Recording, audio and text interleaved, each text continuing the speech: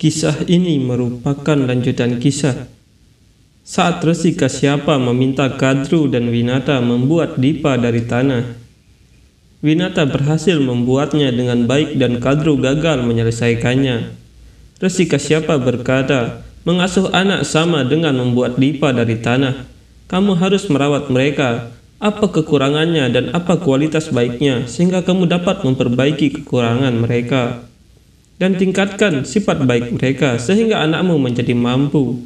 Dengan menuangkan air berlebih ke lumpur itu akan menghancurkan lampu tanahnya dan tidak akan membuat lampumu menjadi lebih baik.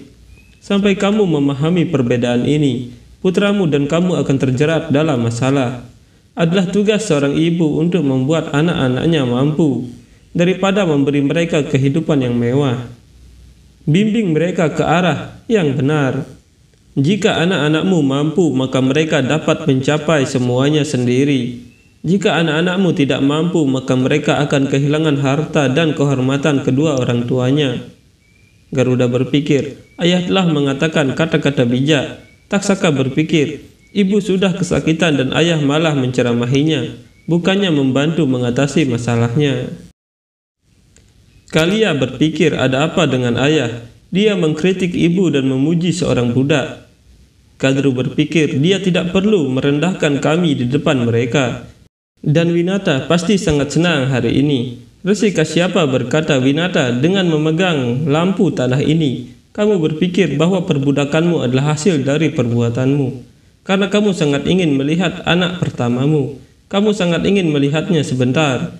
Ini adalah hukum alam dan kalian berdua, kalian menganggap Garuda bertanggung jawab atas kondisi saudara-saudara kalian.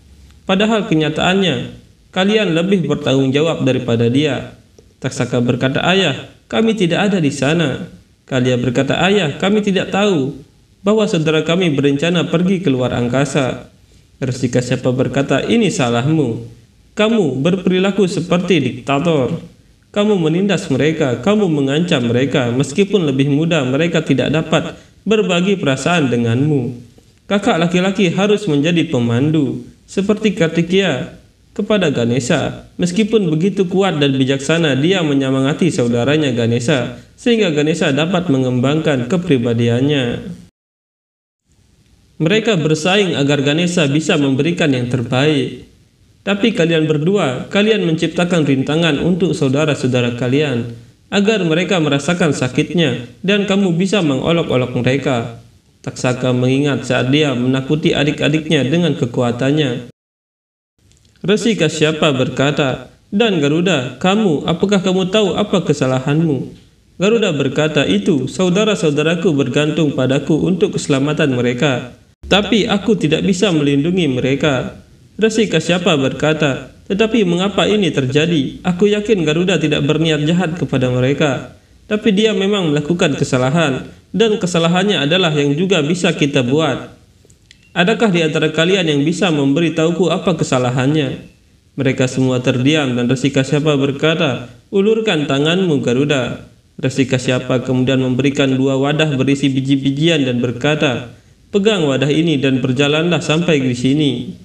Kamu harus berjalan tanpa menjatuhkan sebutir biji pun. Garuda berpikir, tes macam apa ini? Bagaimana aku bisa melakukannya? Garuda kemudian berjalan dengan hati-hati, tapi tetap saja biji itu jatuh ke tanah. Garuda berkata, maafkan aku ayah, aku tidak bisa melakukan pekerjaan yang begitu sederhana. Resi Kasyapa berkata, 1 wadah penuh biji-bijian adalah simbol pekerjaanmu, dan wadah lainnya adalah lambang keluarga. Jika kita melihat dari jauh, maka menyeimbangkan keduanya antara tugas dan keluarga terlihat sangat sederhana, tetapi untuk melakukan ini, seseorang membutuhkan latihan Garuda. Jalan yang kamu lalui adalah simbol kehidupan, tapi apa yang akan terjadi dalam hidup dan kapan tidak diputuskan sebelumnya. Apapun bisa terjadi kapan saja. Kamu dapat menghadapi rintangan saat melakukan tugasmu. Mungkin ada masalah dalam keluarga, dan kemudian kita cenderung terganggu. Kita kebetulan membuat kesalahan. Garuda berkata, saat aku tersesat di Suryaloka dan mencapai Saturnus, perhatianku teralihkan, mataku tertuju pada saudara-saudaraku, tetapi aku hanya berpikir untuk mencapai Suryaloka dan menyelesaikan pekerjaanku, agar aku bisa kembali ke ibuku. Jadi ketika aku meninggalkan Saturnus, maka aku kehilangan fokus dari mereka, dan aku terus berusaha untuk mendapatkan bunga matahari. Jika aku memperhatikan pekerjaanku dan keluargaku secara setara, maka saudara-saudaraku akan selamat. Aku mohon maaf ayah, aku tidak dapat memenuhi tanggung jawabku, aku tidak bisa melindungi saudara-saudaraku. Ayah, beri aku satu kesempatan, aku siap melakukan apapun. Aku akan melakukan apapun untuk menyelamatkan saudara-saudaraku. Winata bersujud dan berkata, kami menyadari kesalahan kami suami, hanya kamu yang bisa menyelamatkan mereka. Aku tidak tahan melihat mereka mati. Beritahu kami suami, bagaimana kita bisa menyelamatkan mereka? Bimbing kami suami. Kadru bersujud dan berkata, suami, pasti ada cara untuk menyelamatkan anak-anakku. Mohon beritahu kami. Kalia berkata, kasihanilah kami ayah, selamatkan saudara kami. Tiba-tiba alam berubah menjadi gelap dan Resi Kasyapa melihat utusan Dewa Yama telah datang ke sana. Melihat wujud itu, Resi Kasyapa berkata, ya Maduta ada di sini, sekarang sudah terlambat. Kadru berkata, jangan katakan itu, aku tidak tahan. Ular ini adalah anakmu juga. Sekarang mereka sangat membutuhkanmu, jangan biarkan mereka sendirian dan tak berdaya.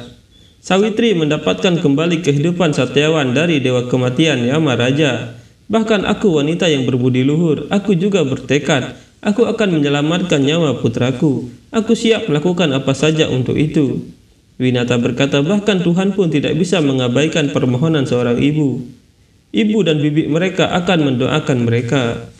Resi Kasyapa berpikir, bagaimana aku memberitahu mereka bahwa utusan Dewa Yama telah datang untuk mengambil nyawa ular-ular ini? Garuda berpikir, apa yang ayah lihat di sana? Mengapa aku merasa ada seseorang di sini yang tidak terlihat? Resi Kasyapa berkata, jika kalian berdua sudah memutuskan, maka ada solusinya. Kalia berkata, ya ayah, beritahu kami apa yang harus kami lakukan. Kami akan melakukan apapun untuk saudara-saudara kami. Resi Kasyapa berkata, untuk mengetahui dan memahami ini, kalian semua harus memperhatikan dan mendengar melalui kisah puasa Jiwit Putrika. Di dunia ini, setiap ibu yang menjalankan puasa ini dengan ritual akan memperoleh kekuatan untuk melindungi anaknya, dan anaknya akan berumur panjang. Winata berkata, kami sangat ingin mendengar ceritanya. Resi Kasyapa kemudian mulai bercerita. Ini terjadi di zaman terakhir. Seekor kera biasa tinggal di pohon di luar kota dan seekor serigala juga tinggal di sana. Suatu hari kera dan serigala memuaskan rasa lapar mereka dengan menikmati makanan mereka dan kembali ke hutan.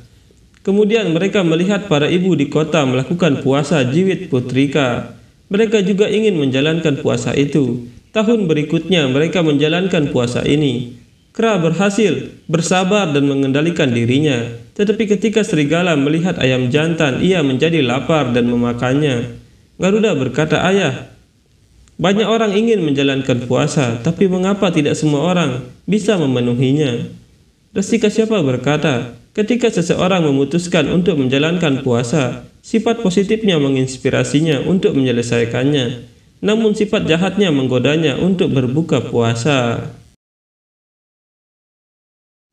Berjuang untuk memenangkan kebaikan atas kejahatan itulah puasa. Seperti pertempuran lainnya, ini tidak mudah. Puasa ini sangat kuat sehingga hanya untuk mencobanya saja serigala juga diberkati dengan keberuntungan, dilahirkan sebagai manusia di kehidupan berikutnya, seperti si kera. Kera itu terlahir kembali sebagai seorang putri bernama Silawati. Dan serigala itu lahir dalam wujud seorang gadis miskin bernama Kapurwati.